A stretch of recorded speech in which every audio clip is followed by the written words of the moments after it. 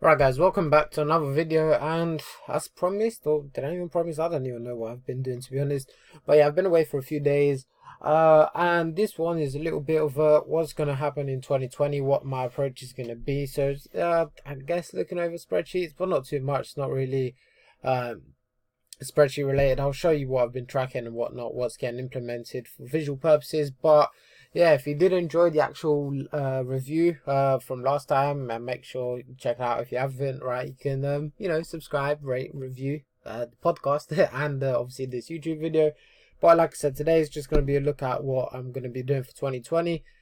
And it's quite, you could say, minor changes. I wouldn't say there's too many changes going on, aside from 3 entries and four, I don't even know. But yeah, we'll go through it. So I've got this one on here because obviously this is my actual tracking now, and as you remember me saying, I've had 33 trades since July. But one of the things I'm doing is using an RSI violation entry.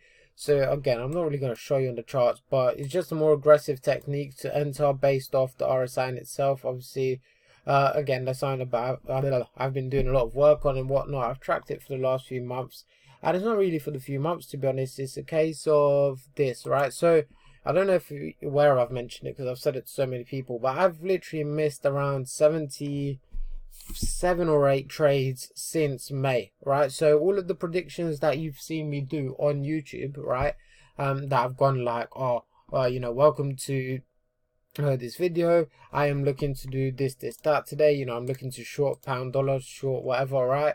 It's all of them ones that I haven't been able to get involved in, and I've missed 75. And like I said, to put into perspective, right? Remember I said I've only had 33 trades. So again, that's this spreadsheet done now. Yeah, but yes, I've only had 33 trades, so I've almost missed, you could say, double the opportunities I've taken. Now, like I said, 3 different entries, and it's going to be 3 entries, so uh, I've said it so many times now. RSI violation, RSI shift in momentum, RSI strength. So this one's the violation one.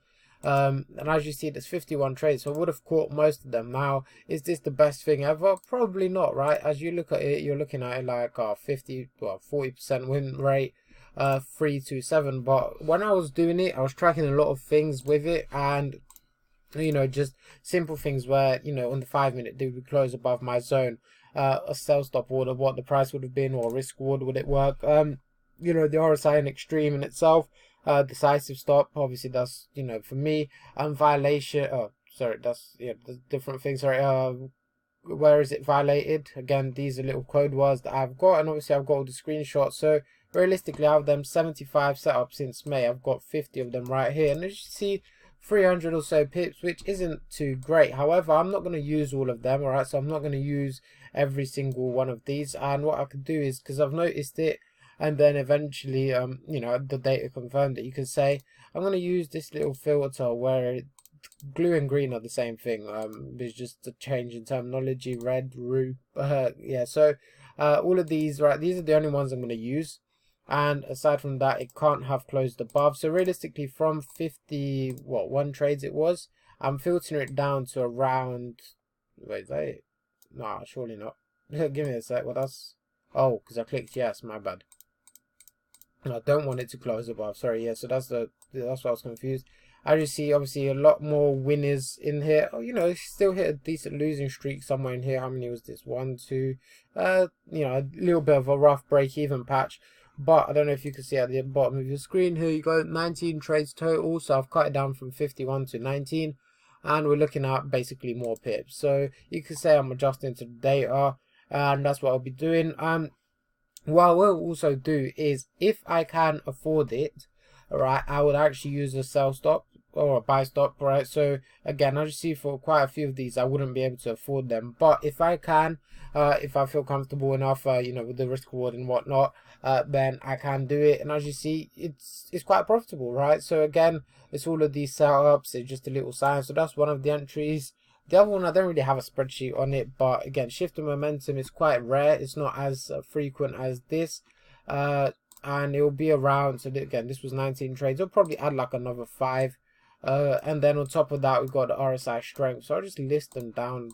There's going to be a podcast on this anyways. with a little bit more talky you could say. But we're gonna add RSI violation. How are we gonna do this? How are we gonna do this? No. Right, so entries, right, plural, so RSI violation. And obviously I'm not going to tell you that because it's all in my course. If you want that, then DM me, but it's not even out yet, so don't worry about that. RSI violation, RSI shift in momentum, and then RSI strength. Now on top, so that's 3 entries. So realistically, out of them 70 or so trades that I've missed, I'll probably be able to catch around, you know, a third of that, which you could say, you know, it's still going to be around 30 trades or so, which is again almost double my current output or trade put. I don't know what we call it, but yeah. So that's the 3 things that are coming to it. On top of that, we have got range bars. So again, range bars I've only tracked since yeah, I can't type. I don't know why I do this like this, but you know, I just improvise. So range bars, I've tracked data since September, I think. And don't get me wrong, I've sort of eased off towards December and, you know, sort of late November when it was a lot more quiet. And I was only really tracking the ones in the morning. I used to track all of the ones where, you know, regardless of what time of the day it is. And there's nothing wrong with it. Look, for me, range bars, I knew they would work. Don't ask me how, just I know they would work. For me, I believe in the principles of price action. At the end of the day, it's just a price action strategy. Obviously, I've got a little bit of data to track on it. You know, RSI, candle break, you know, all of these little things I've got on there. I never really took any counter trend on the range bar, so that might as well just get deleted. And then some additional info on here, whatnot, obviously the screenshots. And as you see, overall, it has been decently profitable. It's been alright, as you see, red. The total of this, we're looking at, I'm not going to count this because I haven't fully logged it, 42 trades, right? So 42 trades, let me show you that, and then the 119 pips, obviously. And this is with me trailing, which is what I'm going to do. So again, I've tracked in here a little bit. It's not going to be all of these, obviously, because if you filter out the ones in the morning between 7 to 11, then it's only going to be a select few. So it's going to be, well, it's going to be long. Why am I doing this?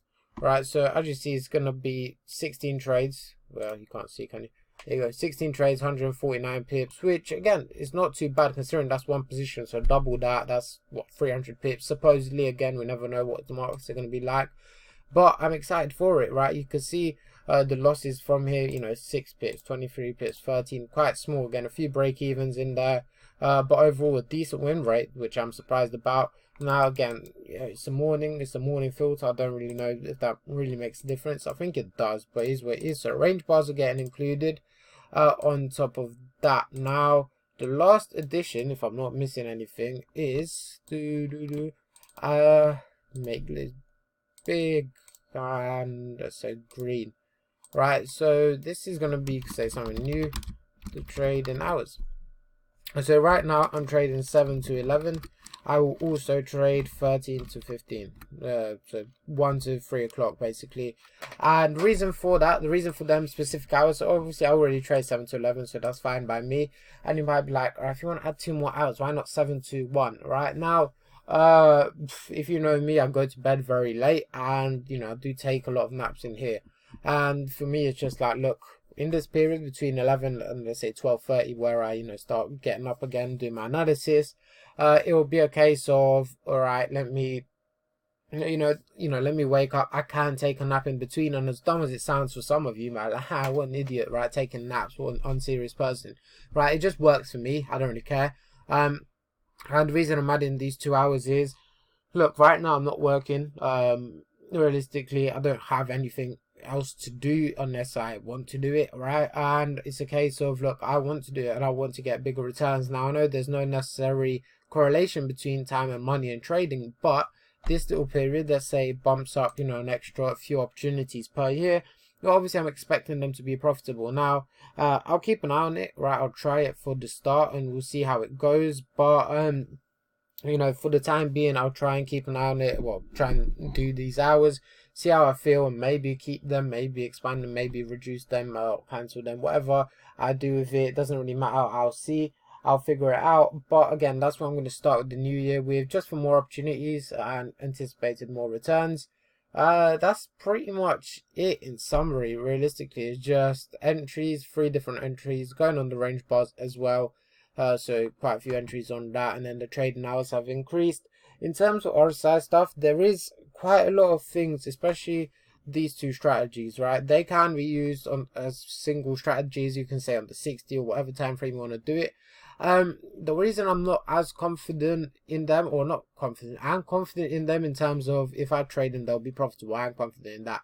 However, I'm not confident enough in the fact that they fully suit me, because they are a bit more mechanical. So what I'll do for the next few months, right, is actually, you could say, forward test them and what's it called, forward test them, and basically just see how I feel about it, see how I can add my discretion into them, rather than, you know, just trading it mechanically and potentially go forward. But even so, right, a lot of the knowledge with this I've got that I've gained over the past, you know, few months, just a year in general, but mainly in the last few months with these 2 strategies that I've created, you know, I can use that aggression into my trading. Now the account is going up to, no, I forgot about that bit actually. So it's gonna be a £1,000 account compared to a £200 account, and I can realistically add more halfway through the year. I'm not looking to, because for the simple fact that realistically I just want to keep it one flat account, right? So I want to do the whole year with this account. You can see it's easy off percentages like that. You can, you know, I don't want to split it up. Oh, first 6 months I did 4%, you know, second 6 months I did 90%. You know, I just want a whole yearly process with accurate drawdowns in terms of percent and stuff like that. So, and that's what I'm looking to do. I'm not going to add on to it. Let's say I even add like, you know, 2 more grand. Realistically, the returns, you know, they're not going to be life changing anyway. So might as well just keep it like that. Position size, I will go to, what am I going to? 10, right? Well, 1 micro lot. So right now, from on a £200 account, I do 0.01 per position. Right, I'm now going to go into £1,000, right, with 0.05 per position. Yeah, so I'm basically going times 5, so I'm keeping the ratio the same. I am considering, I don't know quite yet, I think maybe for the RSI violation entries, we'll see how it goes, but I'm tempted to start off with, you could say, obviously on the £1,000 account, with 0.04 per position, just because it is a little bit more aggressive, but we'll see. And you can say, looking at these numbers, it's not actually too bad, is it? I mean, decent win percent. Yeah, what's the win percentage here? Let me see. Smallest to largest, just so I can filter out like all the winners and losers. Again, I'll probably, you know, this is more realistic because this is the trailed version on the right. So you're looking at 16 trades. Actually, I don't know. So you're looking at 11 winners, 1 break even, 2 break even. 11 winners, 1 break even or so, and then 7 winners. So around 55% win rate, which, yeah, you know, I'll probably keep it. Again, it's a decision I haven't made just yet, but you know, it shouldn't be too difficult. It's just whatever I go. I think I'll go with 0.5 to be honest. And yeah, that's going to be my year pretty much. You can follow my account in a certain location if you want to. Just DM me. I'm not just going to casually put it up there. It's going to be linked to my account, and you can even put your money in there. Let me manage it for you. But yeah, that's pretty much it. I don't know. Probably not the best video I've done, but it's informative, I guess. And it's, yeah, there's not too much to it. 4 entries or 3 entries plus a strategy. Trading hours, different account size, and money management is basically the same. So yeah, hope you enjoyed. If you did, like, subscribe, and comment down below what your thoughts are on this. And yeah, hope you found it valuable. Sorry, I'm a bit slow. I haven't done one of these in a while. Check out the podcast and the link in the description. And yeah, in a bit.